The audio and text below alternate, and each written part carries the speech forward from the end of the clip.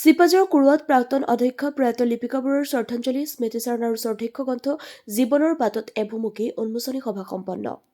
চিপাঝাৰ কুৰুৱা উচ্চতৰ মাধ্যমিক বিদ্যালয়খনৰ কৰ্মৰত অধ্যক্ষ প্ৰয়াত লিপিকা বৰুৱাৰ শ্ৰদ্ধাঞ্জলি স্মৃতিচাৰণ আৰু শ্ৰদ্ধেক্ষ গ্ৰন্থ উন্মোচনী সভা শনিবাৰে অনুষ্ঠিত হয়। অৱসৰপ্ৰাপ্ত অধ্যক্ষ বলবাহাদুৰ চেত্ৰীৰ সভাপতিত্বত অনুষ্ঠিত সভাখন পুনতেই প্ৰয়াত লিপিকা বৰুৱাৰ প্ৰতিচ্ছবিত শ্ৰদ্ধাঞ্জলি জ্ঞাপন কৰা হয়। শ্ৰদ্ধাঞ্জলি জ্ঞাপনৰ পাছত শ্ৰদ্ধেক্ষ গ্ৰন্থ উন্মোচন আৰু স্মৃতিচাৰণ কাৰ্যসূচী ৰূপায়ণ কৰা হয়। প্ৰয়াত লিপিকা বৰুৱাৰ জীৱন বৃত্তান্ত আৰু কৰ্মৰাজিৰ যুগমীয়া কৰাৰ মানসেৰে কুৰুৱা উচ্চতৰ মাধ্যমিক বিদ্যালয়ৰ তৰফৰ পৰা ভাৰপ্ৰাপ্ত অধ্যক্ষ হৰেন চন্দ্ৰ দাস আৰু সহকাৰী শিক্ষক যদু মেধিয়ে প্ৰকাশ কৰা শ্ৰদ্ধেক্ষ গ্ৰন্থ জীৱনৰ বাটত এভুমুখী উন্মোচন কৰি দৰং জিলা সাহিত্য সভাৰ প্ৰাক্তন সভাপতি সুবক্তা মঙলদৈৰ বিশিষ্ট চিকিৎসক ডাঃ অমৰেন্দ্ৰ নাৰায়ণ দেৱে। দৰঙৰ এগৰাকী বিশিষ্ট শিক্ষাবিদ, শিক্ষা বিষয়া, দৰং জিলা সাহিত্য সভাৰ প্ৰাক্তন সভাপতি মঙলদৈ নিবাসী খগেশ্বৰ বৰুৱা আৰু ধৰ্মপ্ৰাণ মহিলা কিৰণ বৰুৱাৰ দ্বিতীয় কন্যা কুৰুৱা উচ্চতৰ মাধ্যমিক বিদ্যালয়ৰ অধ্যক্ষা হিচাপে কৰ্মৰত হৈ থকা অৱস্থাতে এক জটিল ৰোগত আক্ৰান্ত হৈ মাত্ৰ 52 বছৰ বয়সত পৰলোক প্ৰাপ্তি ঘটা লিপিকা বৰুৱাৰ জীৱন আৰু কৰ্মৰাজিৰ ওপৰত এক মননশীল আৰু হৃদয়স্পৰ্শী বক্তৃতা প্ৰদান কৰে সভাত উপস্থিত অতিথিসকলে।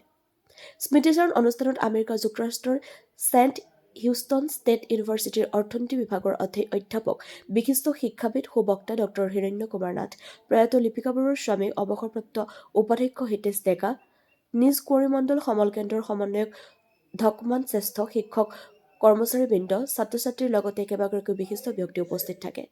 News desk AIN live.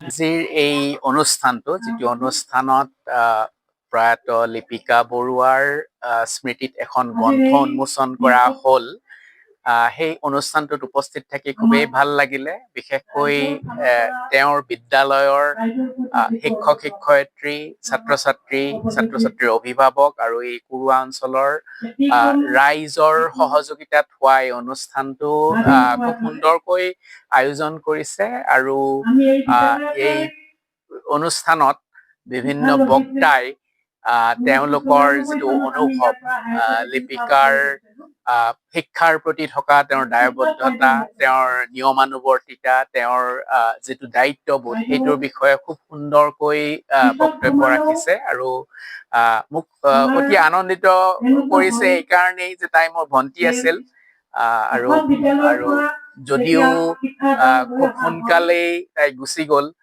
তথাপিও তেওঁৰ সেই 52 বছৰীয়া বয়সটোত বা জীৱনটোত তেওঁ যিখিনি কৰি গ'ল, সেইখিনি আজি আচলতে এটা উদযাপন স্বৰূপেহে মই ভাবিছো যে আমি এই অনুষ্ঠানটোৰ জৰিয়তে তেওঁৰ জীৱনৰ কথাখিনি আমি উদযাপন কৰিছো। লিপিকা বৰুৱা 2001 চনৰ 21 এপ্ৰিল তাৰিখে ইয়াত যোগদান কৰিছিল।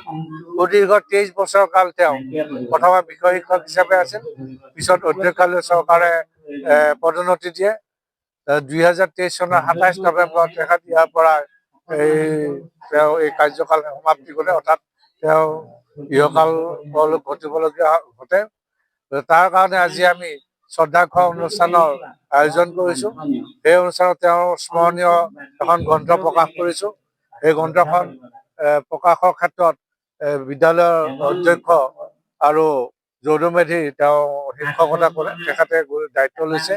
দায়িত্ব লৈ গোটেই কুৰুৱা অঞ্চলৰ সৰ্বাংগীন উন্নয়নৰ কাৰণে লিপিকা বৰুৱাই যিখিনি অৰিহণা যোগাইছিল, সেই অৰিহণা যোগোৱাৰ পৰিপ্ৰেক্ষিতত মানে কিতাপখনে তেওঁৰ প্ৰতিফলিত কৰাৰ সম্পূৰ্ণভাৱে লিখনিখিনি প্ৰকাশ পাইছে। ইয়াত এই প্ৰকাশৰ গুৰু দায়িত্ব এওঁলোকে দায়িত্ব লৈছিল।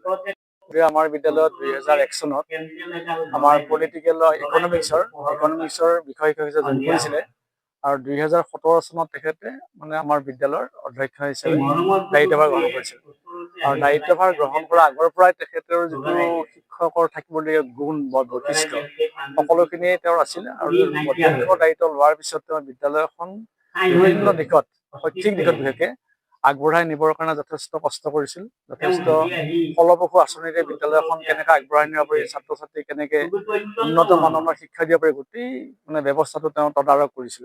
আৰু তেখেতৰ যিটো মানে কৰাৰ ইচ্ছা, এই কৰাৰ ইচ্ছাৰ যিটো হেঁপাহ, মানে বিদ্যালয়খন ভাল কৰাৰ এটা আগশাৰী অনুষ্ঠান কৰি তোলাৰ, তেওঁৰ সেই হেঁপাহটোৰ দ্বাৰাই আমি বিদ্যালয়খন বহুখিনি উন্নতি হৈ গৈছিলে। ৰিজাল্টৰ ক্ষেত্ৰতো আমাৰ 100% হৈছিলে।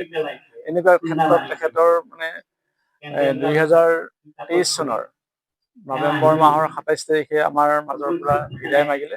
আৰু তেখেতৰ স্মৃতিচাৰণ সভা হিচাপে আজি আমি ২৭ ডিচেম্বৰ তাৰিখে আমাৰ বিদ্যালয়ত এখন গ্ৰন্থ উন্মোচনী লগতে বাইদেউৰ স্মৃতিচাৰণ সভা আহ্বান কৰিছিলোঁ আৰু তেওঁলোকৰ গোটেই পৰিয়ালবৰ্গক আজি আমন্ত্ৰণ জনাইছোঁ।